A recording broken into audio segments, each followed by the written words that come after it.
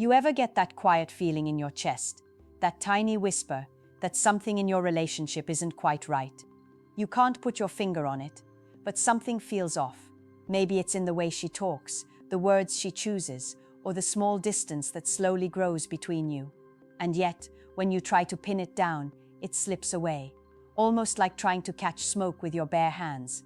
The truth is, humans communicate so much more than the words they say.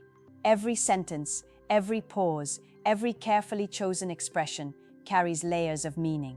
And sometimes, beneath casual conversations, beneath everyday words, there can be signals, subtle hints of her inner world, hints of what she's truly prioritizing, what she's emotionally invested in, or even where her attention might secretly lie. Now, I want to be clear. This isn't about accusation or judgment. It's about awareness, about understanding the patterns that can affect trust, emotional safety, and the health of a relationship. Because when you understand these psychological nuances, you gain clarity, not power over someone, but insight into your own emotional well-being, your boundaries, and the kind of connections you deserve. Women, like men, navigate the world through a mix of conscious decisions and subconscious signals, and words, specific, seemingly innocent words, often carry more weight than we realize. They reveal patterns in thinking, emotional alignment, and the way she relates to you and the world. These aren't magic codes, and they aren't tools for manipulation. They're opportunities to notice when your emotional needs are being met, or when something is quietly shifting away from you. Think about a time when a casual comment stuck with you long after it was said. Maybe she said something like, "I've been so busy lately," and it didn't feel like just busyness. Or, "It's fine, don't worry about it," but it carried a subtle edge of distance. These are the words that can signal hidden emotional states, not necessarily intent, but still they matter. They tell you where attention is focused, where connection may be weakening, and where conversations need to be more authentic and grounded. Being attuned to this doesn't make you paranoid. It makes you human. It gives you the ability to navigate relationships with honesty, presence, and self-respect. You see, understanding subtle psychological patterns allows you to engage in conversations that are real, not reactive. You begin to notice the difference between words that are fleeting, words that are casual, and words that hint at misaligned priorities. And when you notice these patterns, you can respond with clarity and calm, rather than confusion or anxiety. Here's the part most people don't understand. When a connection feels shaky, it often isn't about mistrust alone. It's about emotional alignment. Are your needs being recognized? Is there mutual respect for each other's time, energy, and values? Are you sharing vulnerability in a way that fosters growth, or are the small, unspoken words slowly creating distance? These 5 specific words or patterns of words that we'll explore are markers, not judgments. They show where emotional boundaries may be quietly shifting, where attention may be divided, and where deeper conversations are needed. So, if you've ever felt that quiet unease, that gnawing curiosity that something isn't fully transparent, take a deep breath and lean in, because awareness isn't about suspicion. It's about building a life and a connection where honesty, authenticity, and emotional integrity are non-negotiable. And when you can recognize these subtle patterns, you're not just protecting yourself, you're learning to create relationships where mutual trust, emotional safety, and growth are the foundation, rather than the exception. Take a moment and reflect. How often do you truly listen, not just to the words someone says, but to the emotional weight behind them? How often do you notice patterns instead of reacting to moments? That's the heart of emotional intelligence, and it's what separates relationships that quietly drift apart from those that grow in depth, trust, and understanding. Let's talk about those words, those 5 subtle phrases she might use without even realizing how much they reveal. And remember, these aren't accusations, they're reflections of patterns, of emotional alignment, and of where attention and priorities are truly going. The first word is busy. You hear it a lot, right? "I've been so busy," or "I don't have time right now." On the surface, it seems simple, practical, but there's often more beneath it. This word can signal emotional bandwidth, or the lack of it. It's not about literally having too many things to do, it's about where attention is being placed. Are you part of that focus? Is connection still a priority? When busy becomes a recurring shield, it's not about judgment. It's about noticing where energy flows and where space for trust and closeness may be quietly shrinking. The second word is fine, short, innocuous, easy to dismiss, but it carries weight. When she says, "It's fine," in response to something that matters to you, it can reveal a subtle withdrawal. She's signaling, often unconsciously, that her emotional engagement isn't fully present. The word itself isn't the problem. It's the emotional tone behind it, the slight distance it creates. Listening carefully to this, noticing it, gives you the chance to invite authenticity, to ask with calm curiosity what she's feeling, rather than reacting with frustration. The third word is whatever. This one is deceptively casual. On the surface, it might seem like a shrug or a dismissal of a minor issue, but psychologically, it can be a sign of disengagement. It's a way of signaling, "I'm not fully invested in this interaction right now." Again, no accusations, just an observation. Patterns of disengagement can quietly shape the trust and emotional connection you have.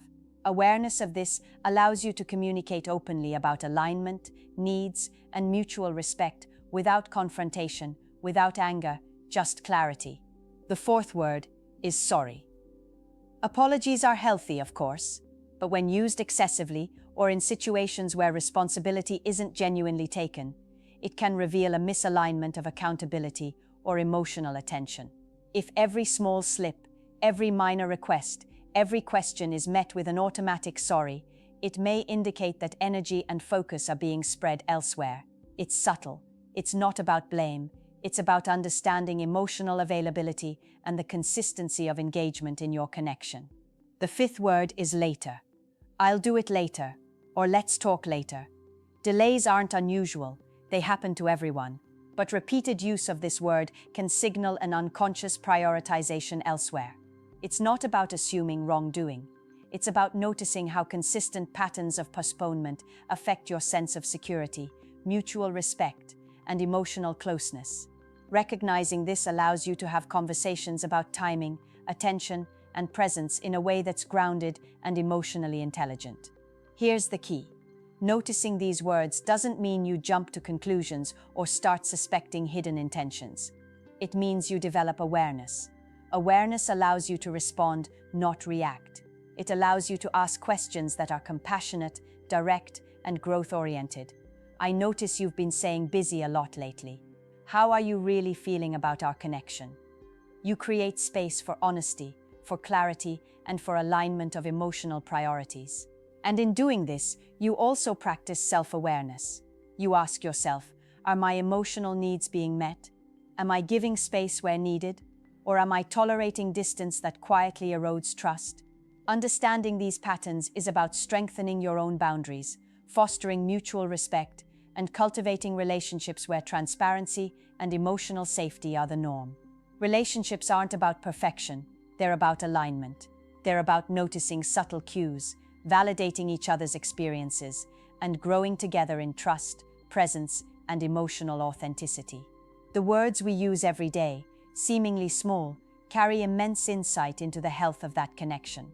And when you pay attention not to control, not to accuse, but to understand, you elevate the entire dynamic from uncertainty to clarity. Now, take a moment and reflect. How often do you notice the subtle words someone uses and the emotions behind them instead of just hearing the words themselves? How often do you invite dialogue that strengthens trust rather than assuming distance or disengagement? That reflection is the first step toward healthier, more conscious connection. Now that you've begun noticing the subtle words, the phrases that carry more weight than you might have realized, the next step is not to react. It's to respond with awareness, clarity, and emotional intelligence, because the way you respond shapes the trust, safety, and growth potential of the connection, not just for her, but for yourself. The first step is self-reflection. Before you approach any conversation, pause and ask yourself, what am I feeling right now? Am I feeling anxious, hurt, or insecure? Or am I noticing patterns and seeking understanding? This distinction is critical. When your motivation comes from curiosity and alignment rather than fear or suspicion, your words carry calmness and clarity. They invite openness instead of defensiveness. Next is emotional validation. When she uses words like busy or fine, your response doesn't need to be immediate judgment or assumption. Instead, acknowledge her reality while also expressing your perspective. A simple approach might be, I hear you've been really busy, and I want to understand how we can stay connected through that. This communicates presence, attentiveness, and emotional maturity. It signals that your connection matters, while also setting the tone for authentic dialogue. Another powerful practice is clarity through questions. Ask open-ended, non-accusatory questions that invite insight rather than defensiveness. Words like whatever or later may signal disengagement, but a calm, thoughtful question can bridge the gap. I noticed we keep postponing our talks. How can we create space to reconnect when we need it? This approach centers growth and collaboration, rather than blame or suspicion. Consistency is another cornerstone. Emotional alignment isn't about isolated moments, it's about patterns. When you consistently respond with awareness, patience, and calm curiosity, you model the kind of engagement you value. Over time, this encourages mutual respect, emotional presence, and trust. It also allows you to recognize when alignment isn't happening, without spiraling into doubt or anxiety. You're simply noticing patterns and taking care of your own emotional well-being. Equally important is self-awareness and boundaries. Noticing these 5 words gives you information about emotional availability. Use it to reflect on your own needs. Are you willing to accept repeated emotional distance? Or do you need a conversation about what is essential for mutual connection and respect? Healthy relationships thrive when both people feel safe expressing their needs and when boundaries are respected. Awareness of patterns allows you to navigate this intelligently.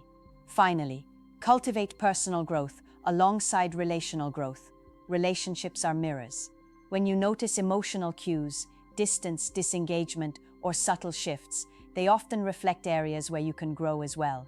Patience, communication skills, emotional presence. The goal isn't to change her behavior, it's to elevate your understanding, deepen your self-awareness, and create a connection that is genuinely aligned, resilient, and emotionally nourishing. When you approach these moments with calm, curiosity, and intentionality, you transform tension into understanding. You turn subtle signals into meaningful dialogue. You create a space where emotional honesty is not feared, but welcomed. You reinforce a dynamic that values mutual attention, emotional presence, and growth both individually and together. Take a moment now and reflect. How often do you respond from a place of curiosity rather than reaction? How often do you invite dialogue that strengthens trust instead of letting small words quietly erode connection? That reflection, more than anything, is the key to cultivating relationships that are emotionally healthy, growth-oriented, and deeply rewarding. By now, you can see that relationships aren't just about moments, they're about patterns. The words we notice, the subtle cues we pick up, they all form a map of emotional alignment. And this map isn't meant to create suspicion or fear, it's meant to guide you toward clarity, presence, and growth. Think about it this way. Every interaction is an opportunity to practice awareness, authenticity, and empathy. When she says busy, fine, whatever, sorry, or later, those words are simply signals, markers of how her energy, focus, and attention are flowing. They don't define her character. They don't define you. They define what's happening in that moment and how you can engage with care, presence, and intelligence. This is where true emotional strength comes in. Emotional intelligence isn't about controlling someone else's behavior or predicting every move.